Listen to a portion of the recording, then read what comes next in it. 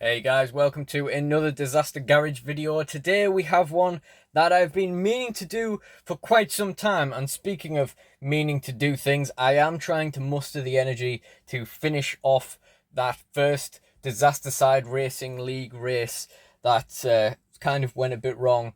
I'm building up the strength to finish that off, and hopefully once that's completed I'll get the push to film some more races that don't go completely wrong. But today I wanted to show you guys some of my old childhood collection. This is an old Goodyear truck, as you can see, that we used to use to store my Hot Wheels and Matchbox cars, etc. It is now being passed on to my nephew, and yeah, these are the you know, I just wanted to have a little record of these before I get destroyed. As you can see here, one of them already hasn't quite made it, but we'll get onto that as we go. So let's just get into it and see what's in the truck today. It's seen better days, this thing, but I still think it's really cool and a really good way to store your cars as well. I think as car trucks go, this one is pretty good. So first of all, in this top corner here, we have this 70 Chevelle SS. It's a 1998 casting, so I'm not really sure how we ended up with this. My brother would have been like 2 or 3, and I would have been like 1. So unless it was my sister's, or we got this years later somewhere else, I have no idea where this came from. But it's a 90s Hot Wheels, which means it is solid plastic, very hard, and very painful if you bang it on your knuckle like that. I'm not really sure why I did that. I always like the light blue windows on this one, and it is one of many cars which you will quickly see in this video, but also in wider Disaster Garage videos, that we had a weird fondness for 70s American muscle cars apparently when we were kids. And the blue on this actually looks a little nicer on the camera than it does in person, I must confess. Next up, we have a 65 Mustang. I loved this little piece when I was a kid. I remember picking this up. I was starting to feel like I was maybe getting a little bit too old for Hot Wheels at this point, but I loved this one. It's got the little Ford logo on the bonnet. Bonnet raises up, of course. Now, I narrowly saved this one because when my nephew was playing with this one day, it got left on the sofa and my mum kind of sat on it. So that windshield has been saved more or less. But yeah, it's not too bad. It's in pretty good nick other than that, It's got a bit of paint wear, but what doesn't? What's this casting is from? It doesn't say. It literally just says, oh, it says 1983. I don't think it's a 1983 one though. And it just says Hot Wheels on the bottom. It doesn't have any identifying factors other than that. Next up, we have, very similar, to be fair, we have this 2005 Plymouth Superbird. Shortly before they would be, in this exact colour, associated with the King from Cars, of course. It's a really nice car. It's really long, it's really big, it's quite heavy as well. Obviously, the Chevelle SS is the heaviest of the cars we've seen so far, but I think this was about 40 grams. You're looking at about 34 to 38 for the others. So yeah, that'll be a heavy car, but with the length of it and everything as well, it's not really all that surprising. And one that is quite surprising, though, is this Corvette. This is a Matchbox Corvette. It's actually plastic on the bottom, but this is a really heavy car for some reason. Again, really like the decals on this one.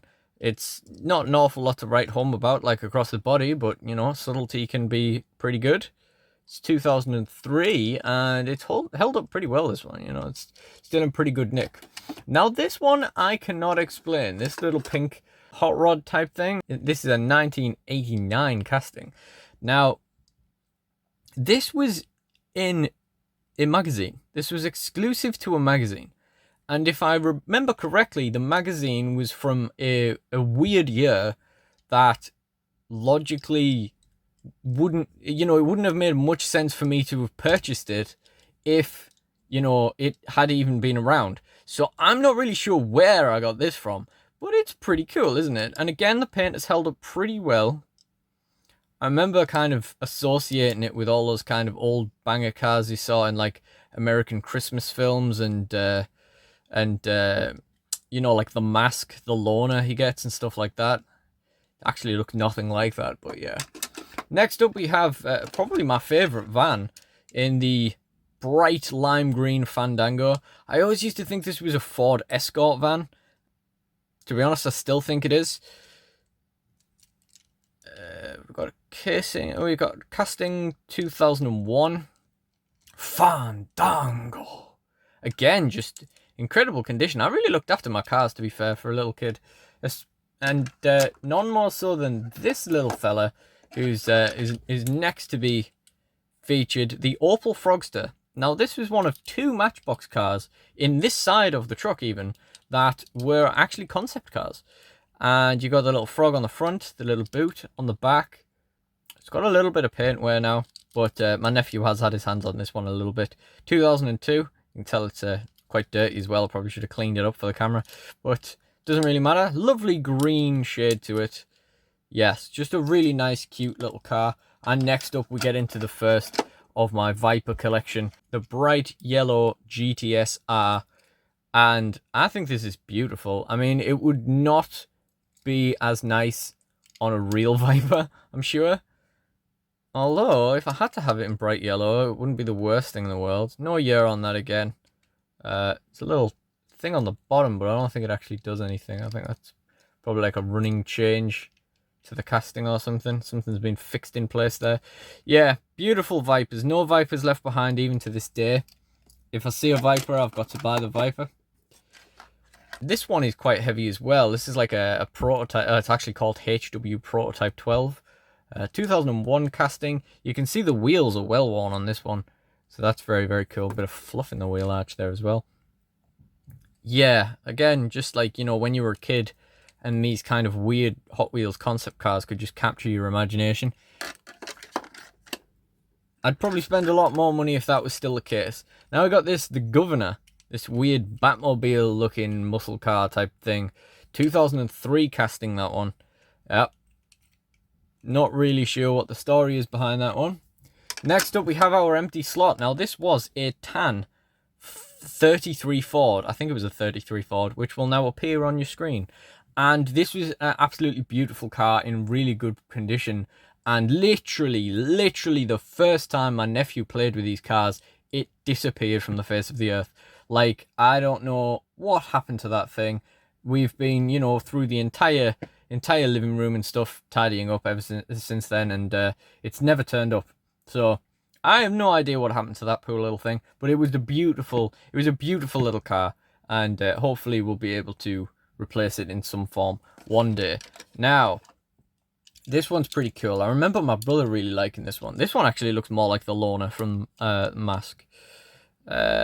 2000 casting Shoebox is what it's called. I remember now. Again, just a Hot Wheels concept based on like classic hot rods and stuff. Very, very interesting piece, that one.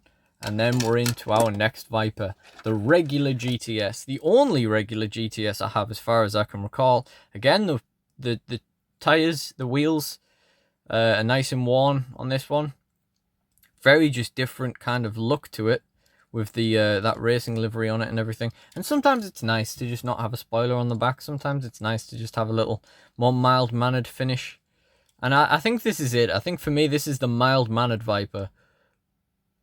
You know, this is kind of like the grown-up brother who all the other Vipers are playing around, and the GTS is just kind of enjoying itself. Just watching everyone, making sure no one gets into trouble. And an Aston Martin. We don't have a lot of these, which is a shame, because I do love Astons. And it is a V8 Vantage. No year on that. Kind of surprised it's even Hot Wheels. It looks more Matchboxy, but I guess it all amounts to the same thing, really. Very, very cool. I mean, again, I'm not really sure why you would get an Aston in yellow, but yeah. Now we have 2 of these very interesting Golf GTIs. But as you can see from the quality of it, these are actually like off-brand. And, you know, just for some reason, at some point in our lives, we've had 2 different sets of these off-brand cars. And both of the Golf GTIs have survived, but nothing else. But quite honestly, I doubt there was anything that was cast that was anywhere near as cool as this. You know, I'm sure the rest of the set was just generic shapes and stuff. So I'm very happy to have the GTIs there. Very, very cool. And they've just survived our entire childhood. It's always just a weird thing that these two Golf GTIs just happen to survive. This is the next Matchbox concept car. And you can kind of see why when I hold it to the side. Although it's pretty standard for a Cadillac in America, really. It would be ridiculously oversized over here in the UK. Cadillac V16 never was a real car. But really, really nice. Really cool thing. I remember picking this up because, again, here in the UK, we just don't see a lot of these kind of American cars. So, you know, it was just novel to see it. And, yeah. Next, we have what used to qualify as a limousine. 2001 casting. I used to really like this thing. Again, I just bought this because I wanted a limousine. Matchbox on the side there. I always saw like the front. Kind of always thought that was like, that looked like an MG badge. It's actually just 3 lines. But yeah, not a bad one. We've done that Golf GTI. And now we get into the first of my many Ford F-150 SVT Lightnings. Again, this was quite similar to the Viper in that most of the time if I came across a Lightning, I took it home with me. Now this one, unfortunately, that back wheel is scuffed. So that is going to be racing in the scrapyard class, but it will be seen, and it has plenty of brothers who will also be appearing as well. It's got the nice Ford logo on the front there, nice sort of silver paint job all the way around. The front wheels actually knacked as well. Ford on the back, SVT Lightning. And there is actually an SVT Lightning in a 5-pack that I want. My nephew has it. And he also has a Golf, like an orange Golf, which is really nice, which again, I've just not come across at all. The F-150 was from a 5-pack. There's also a Hot Wheels livery one that looked really cool.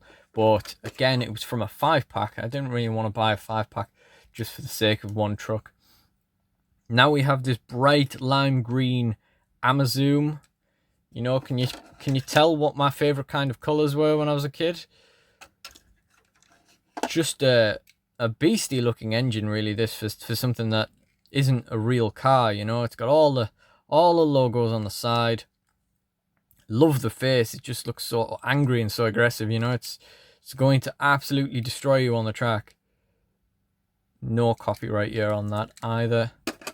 And then we're down to the very, very bottom. We've got this Matchbox ambulance which slides out at the back, and I always loved the color of this plastic, this glow in the dark color. I don't know if it does glow in the dark or what, but yeah. Again, the axle is bent on this one. What model is this? Copyright 2000 armored response vehicle. Now I'm sure we used to have another one of these, like maybe a snow one or something like that. But you know, if it's not in the loft, we don't have it anymore. That being said, stay tuned for when I do dig everything out the loft. And we have this weird kind of just square van. Very interesting sort of Scooby-Doo stuff going on the side. It's got the open door there. What is this? Delivery service truck Matchbox. That year is 1999. It's really cool. Again, a bit of a bent front wheel there. It probably won't hamper it from racing all that much, but by disaster side racing standards, that qualifies you for the scrapyard class. And now we have, I think this is the only Ford Cougar I own, but you know, even when I was a kid, I wanted cars that were real cars. Even if this is a hilariously over the top custom version of the Ford Cougar, I still wanted to pick this up. And you know, it is really nice. Bit lighter than your average model as well. And now we are going to turn the truck around and have a look at the other side. Looks like we've got a slot missing on this side as well. I have no idea what that is. Okay, so we've got this Oldsmobile Aurora GTS. Very, very odd car. You know, you see this, you pick this up because God knows what is going on with this livery, but it looks really, really nice. You know, it's very, very unconventional. It's actually a very pedestrian car that this is based on, the Oldsmobile Aurora. That's a 1998. I can vaguely remember buying this in the shop though, so this definitely, this one itself definitely wasn't from 1998. But yeah, just really, really cool. One of the most unique kind of cars that I have, definitely. Definitely an interesting style. Now for the first Panos GTR. I mean, looking at this on the camera, it does look, it looks more yellow on the camera, granted. But in person, I've always thought this is green. But on the Hot Wheels wiki, this is apparently yellow. But yeah, we got Push Limits Racing. I mean, I love these decals down the side as well. Hot Wheels on the side, Eat Dust. It's just an attractive car as well. Just a lovely bit of like late 90s racing action. 1997 Panos GTR 1. And next we have another GTS R, this time in a lovely kind of subtle champagne colour. Not really the kind of thing I would have thought of, like the colour scheme I would have thought of for a Viper, but I think it works. I think it's really nice. Dodge Viper GTS R, no copyright year. Then we've got a Gap, and then we've got a Snake. Just really cool, really chunky kind of piece, this one as well. Not got a lot of space to write stuff on this, but it just says 1985. Pretty cool though, pretty cool. Now we have the second and I believe only other Opel in my entire collection, in the Opel Roadster. Beautiful car, very, very beautiful colour scheme on this. In fact, I feel like in any other colour scheme, it probably wouldn't look as good. Opel Speedster, apparently. 2002. Like, I feel like if that was in red or silver or white or something, just wouldn't have the kind of punch that this one does. And then we get on to our second Panos GTR 1. And you can see that this one is very well worn. My earliest memories of cars were this already being very beat up by my brother by the time I got there. And then obviously years later, he'd well loved this Panos, and I saw this one in a shop and I just had to get it. You know, it helps that mine look cooler. And yeah, just really, really nice car. Really, really, you know, it's clearly been a lot of hours of love given to that particular Panos. Next, we've got a lovely truck. Look at the colors on this. The paint job on this is incredible. And the tires are so far in. Maybe this needs to be a modified class vehicle actually. Custom 62 Chevy, no copyright year. Absolutely beautiful. And you can tell as well the cars that I took like particular care of when I was a kid wasn't necessarily my favorites, but it was the ones with the most beautiful paint on them. Next up, if it will come out, we've got a Ford pickup. We've got a 66. We've got a 56 Ford pickup. Again, bent on the front. I mean, this clearly was just a Matchbox problem, because that's like, what, 3 out of 5 in this truck alone so far. But yeah, beautiful color, beautiful paint job on that. Again, in really good condition. Ford on the back. I used to like these old Fords when I was a kid, like the tan one that I no longer seem to have, you know. 8 Crate, 2002. Kind of like a funky goth funeral car. Very interesting.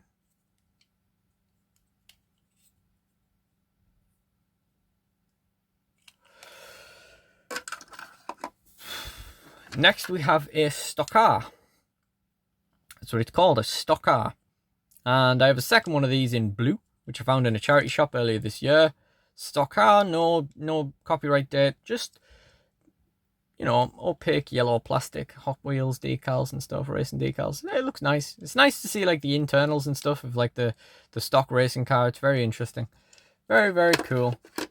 And next we have another very, very cool, and again another old Fords. Again, another old Ford. The Ford Thunderbolt, 2001 this is. Black and orange I was a big fan of. Black and orange and white and orange I was a really big fan of when I was a kid. But most of the white and orange cars are in the loft. In fact, most of the black and orange ones are as well. But yeah, just absolutely beautiful. Again, with the old Ford thing, this was always going to come home with me that day when I found it in whatever shop I found it in. Absolutely beautiful. Now, there's a bit of a bigger boy here. Boombox, yep, 2002. Really nice. Always reminded me of one of the cars from Cars, you know, the street gang. I don't actually know what they're called. But yeah, always reminded me of one of those. And the next classic American muscle car is this one, which for some reason always flips over when it's in the truck. It is a 65 Bonneville. No, oh, yep, 2002 is the copyright year on that one. Really nice, really subtle, really streamlined, really, really flat car. And, you know, it's just nice decals all the way across. You can see that it's worn away quite a bit on that side. But it is what it is, I suppose. Still very nice car with a lot of racing left in it, I'm sure. Although, if I'm completely honest, if I remember correctly, I did like a race with all of the American muscle cars in this truck. And if I recall correctly, it did really badly in that. But probably not as badly as this. I actually remember getting this in a charity shop bundle when I was a kid, like way, way back. And just absolutely loving it because it's just a 90s Mustang. Again, completely off-brand. Wheels aren't even stuck in place. It's actually, you know, it's actually not bad quality for an off-brand car. Definitely a nice casting for it as well. Yeah, just really, really cool. Really, really cool.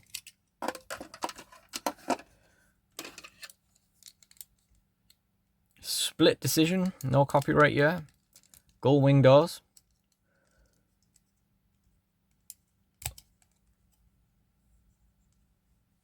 I'm impressed you can even have a passenger in this, to be honest. But yeah, really cool. Very interesting concept.